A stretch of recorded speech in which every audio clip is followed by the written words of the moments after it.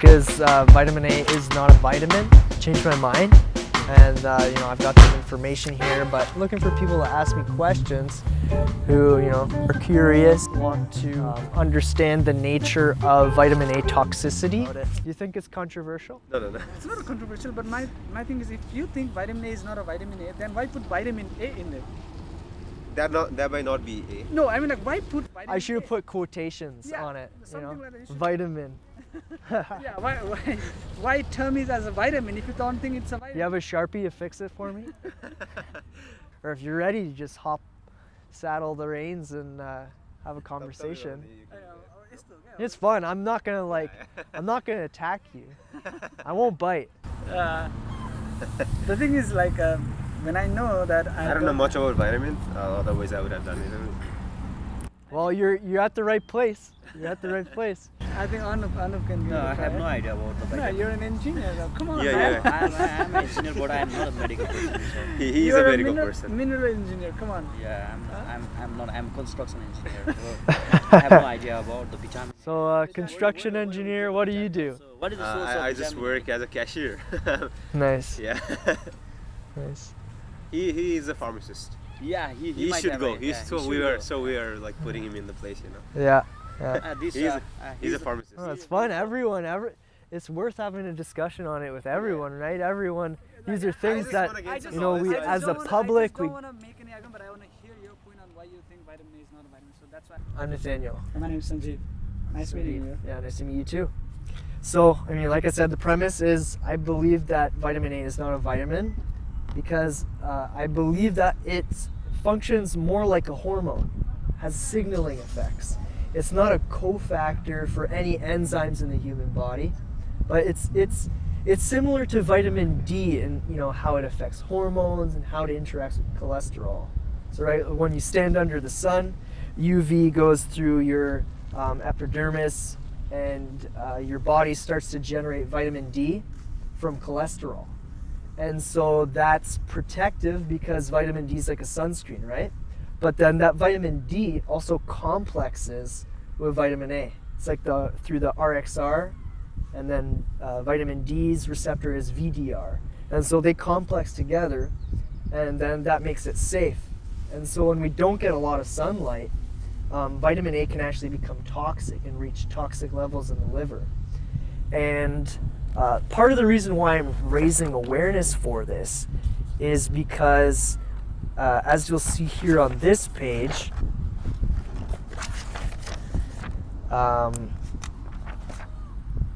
these are the amounts of vitamin A in all of these foods. So you can see fruits have the least amount of vitamin A, right? Sweet part of the plant is the part of the plant that the plant wants you to eat because it wants to reproduce and spread its seed, right? And then the vegetables, they don't really like you eating them as much, especially these guys here, because if you eat the stem or the leaf, the plant can't achieve its biological function of reproducing.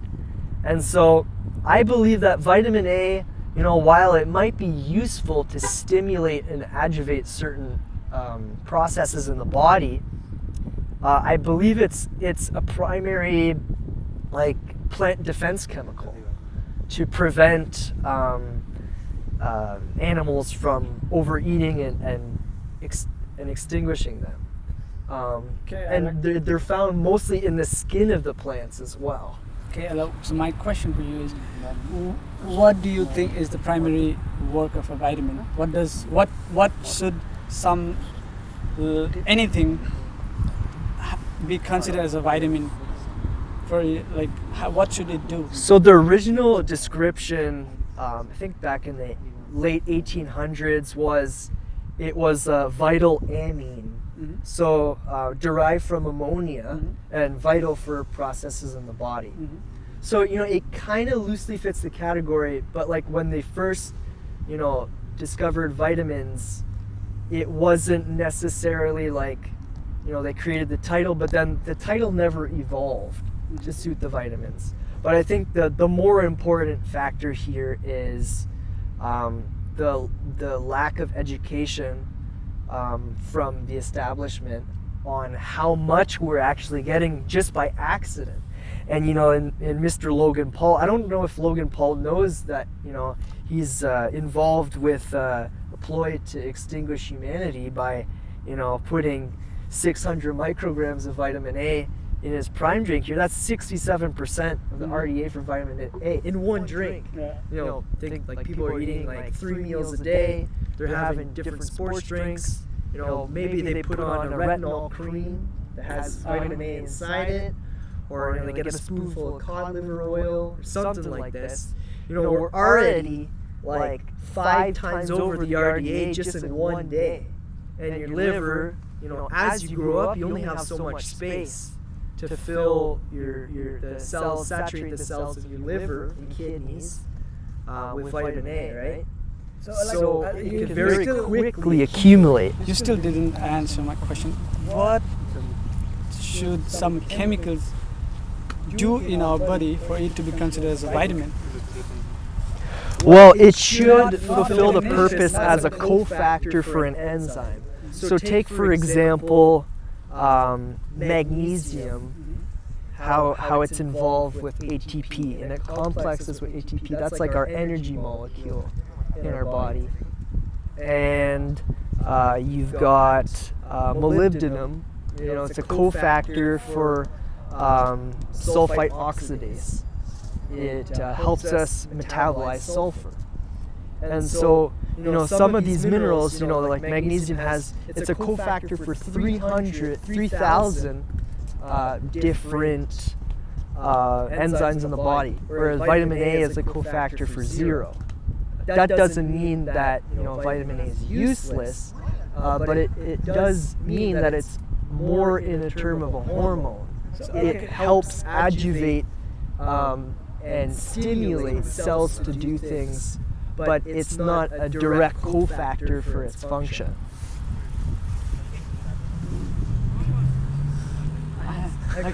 Nothing to say. Like you're using very Okay, well, I can ask you a couple of questions. So, does it concern you that, in all of these things you could very quickly, easily get the amount of vitamin A you would require, just from eating a couple eggs, having a glass of milk, having a tomato sauce, with a couple mangoes? Does it concern me?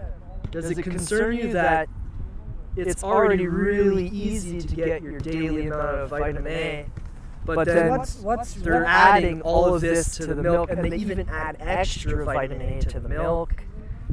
They're trying to sell us vitamin A supplements. They're putting vitamin A, in the US they put it in the bread and the cereals. So milk also has calcium in it. So is it not like, that means should we stop drinking milk? Well, that's another conversation, right? Like, some people think that milk, is only really required during the gestation process. Same acts. But as far as vitamin A is concerned, like, does it concern you perhaps that, it's even without taking, say that this is off the table, even just from regular foods that, sweet potatoes never used to be orange.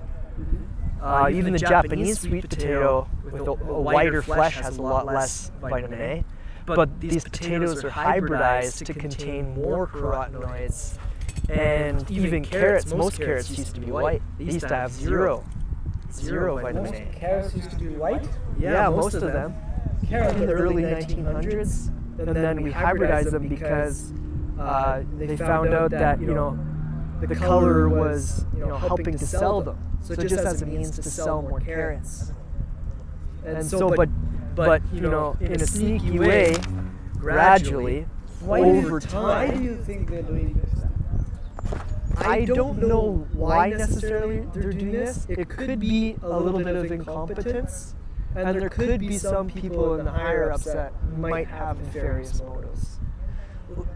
Because even teenagers that have acne, they'll put them on a treatment called Accutane, which is molecularly identical to retinoic acid. these convert to retinol, and then they convert to retinoic acid. See, that's in the final step. And it's when you overload the liver that this enzyme starts to convert it to retinoic acid in excess. And that can cause a lot of different diseases, a lot of different autoimmune diseases. We see here skin changes, IBS, eczema, headaches, hair loss, thyroid issues, long-term liver damage. And then in extreme cases that you start to get nausea, vertigo, yellowing of the skin. And some people early on will get chronic fatigue, just not as much energy levels. Now, vitamin A excess wouldn't be the only thing that causes this. There are some other toxins in the world. But it seems to be something that is of serious concern, and that is one of the bigger contributing factors, just due to the fact that there are some toxins that are water soluble that your body can pee out very quickly, and then the fat soluble ones tend to accumulate over time. Our body is less able to dispose of them. So, okay. So I have one question for all of these vegetables and fruits and everything that you have here. So it consists of like all of the basic things that we usually eat. So, Well, you see here, like how these ones do are pretty low. These ones are pretty No, low. I mean like these are all the These things ones that are we pretty low. usually eat in our daily These life. are the high ones up here. Yeah, daily life we take our milk and whatever fruits and everything. So if that's the case, then should we stop eating all of these things? Maybe just the big ticket ones, the ones at the top 3 here, maybe the top 10 here, and maybe just avoid the liver and the kidneys, and stay the heck away from cod liver oil. Because Cod liver, they even that- sell that in the pharmacies. Yeah. OTC. yeah, Over the counter is cod liver oil. Yeah. So do you think that vitamin A doesn't have any benefits in the body? Like any benefits? I think it has benefits up to a certain amount. I think personally, if you were to ask me personally, I think maybe up to 1,500 IU. That'd be like half Okay, so RDA. the thing is, I feel like everything that you take, consume in your body, if it's excess in amount, then that's going to turn into toxic materials. Yeah, Anything. non-alcoholic fatty liver disease. Like anything that you take, even if you take too much sweet thing, it will taste bitter after you take it too much, right? Yeah. So that means if consumption of vitamin A outweighs the disadvantages over the advantages, do you not think like this we should still take it? Like I think the risk of it becoming too much is much higher compared to the risk of not having enough of it. I believe that it's so hard to become deficient just because it's all over the place that we don't even have to worry about supplements. And when you see this guy here, like, it's crazy the amounts they're putting. Kids could be drinking this not knowing that they're overdosing on a vitamin. for me, I never use this kind of drinks, but sure.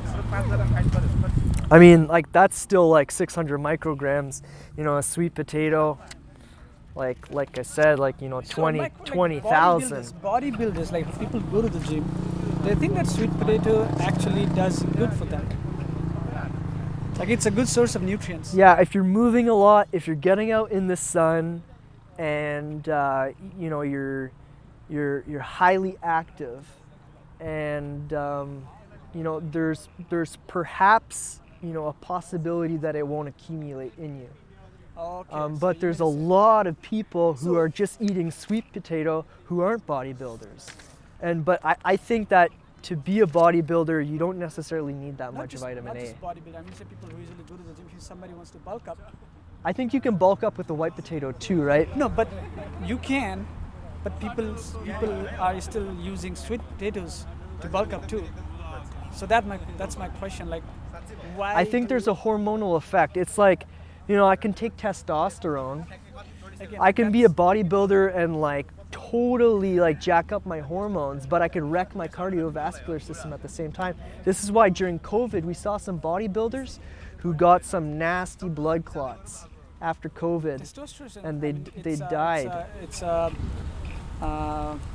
medication. It's not natural, so definitely it'll have some kind of. I think, complication. but you made a good point though. It's like a hormone, but like, should we be using, hormone? I think vitamin A is the plant hormone version of vitamin D. Vitamin D is the animal synthesized. I think it's more biocompatible for the body. Vitamin D is animal synthesized. Do we not get But vitamin D from the sun? Vitamin A is purely acquired from eating plants or animals that eat those plants, right? So, but animals concentrate most of the vitamin A in the liver and the kidneys, not in the muscle and just a little bit in the fat. But I think if you just had a couple eggs, a glass of milk, and some fatty muscle meat, you get more than enough vitamin A. And if you want to eat, I personally I eat like most of these fruits here. I used to eat all of these vegetables, but I've dropped it maybe down to like these guys down, these 10 down here, just to lower my exposure to vitamin A. And then maybe in the future I'll be able to reintroduce some of these guys, maybe up to like here. But I've come up with many different recipes with these, and I enjoy all the way up to here. I eat all of these foods here, all that.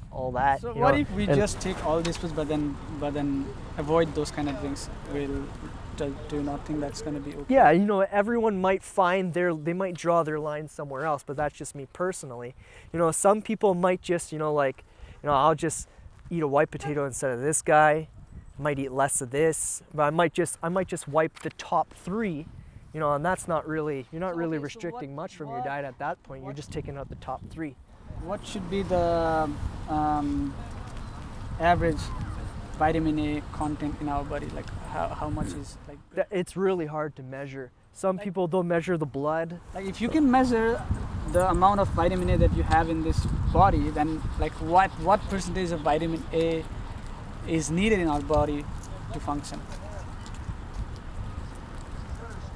Well, I mean, because if you don't know that, then how can you say?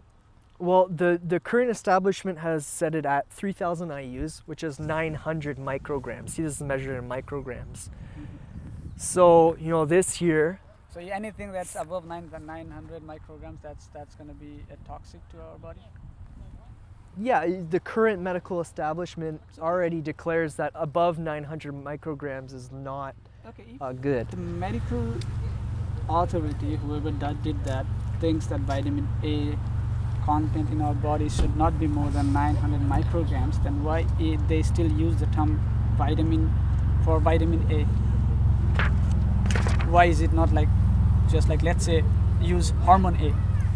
Yeah, I think I don't think they'll change it just because it would just confuse people. But I do think this was a bit of clickbait, but I do think they need to inform the public about the amounts of vitamin A in developed countries that they're already getting from their food, and stop adding it to milk. See, because milk and stuff and bread and cereal is things that people eat every day, right? Mm-hmm. So they shouldn't be adding vitamin A to these things just because people are already eating fruits and vegetables enough, even if they're not eating that much, are already getting enough to fulfill their vitamin A requirements. What I believe is, if in developed countries, let's say if the milk that we're drinking is we're not getting it directly from the cow or whatever, if they're tempering in it, then it's automatically it's bad. Like if you say they're adding vitamin A on the natural milk that we get from the cow or goat or whatever, then that's a bad thing. That's already a bad thing, because if you add something, I think it should be natural. But my question is, if the medical institution who say that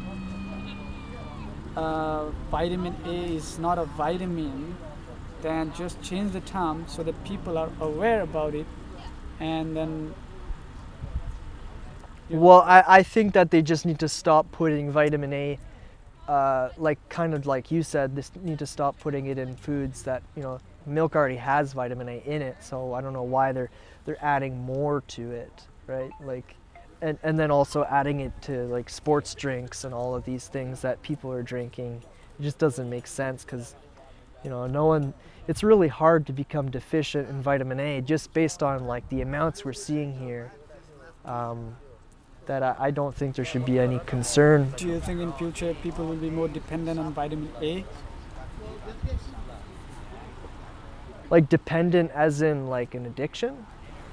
Probably, I would say even an addiction or like, because it's a toxins. It's gonna be, like you said, like if it is consumed in excess amount, then it's gonna be it's gonna turn into toxins. That's what you said, right? So if it's a toxins, then do you think people will be addicted to it? I think there is an emotional connection to vitamin A consumption. We've seen in people who, you know, eat cod liver oil that, you know, it can become something that becomes emotional. Food by nature is an emotional relationship in some respects. But I think when your body does become more toxic in that substance or reaches excess, because of the hormonal nature of it, your body for some reason doesn't always know how to switch off the desire and the craving for it. Oddly, it's, you know, and it's also hard for our body to signal things when they're removed from the food matrix or added to it. And so we can't just gauge it on taste anymore because foods are so unnatural. And it's, you know, your body can't really taste the vitamin A very much because it's mixed in with so many foods. But I mean, that's an interesting nuance of a conversation here.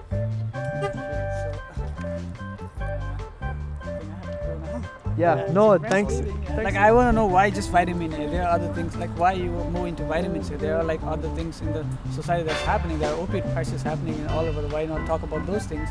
Why vitamin A? I think it's connected because of the way it ruins neurotransmitter function, and it actually can cause people to become addicted to other substances because we're looking to fulfill something, and then this damages cell membranes and mitochondria. So our body continues to signal to us to eat more food, to get more energy, but it can't get the energy through the cell walls because they're damaged by an excess of vitamin A. Yeah, I was like, I didn't have like much knowledge about all this, but I was just like the clickbait you said, eh? Yeah. So it attracted me, and I was like, I just want to be part of it. And thanks so much. Yeah, cool, man. Have a good day. Have a good day. Yeah. Yeah, catch up.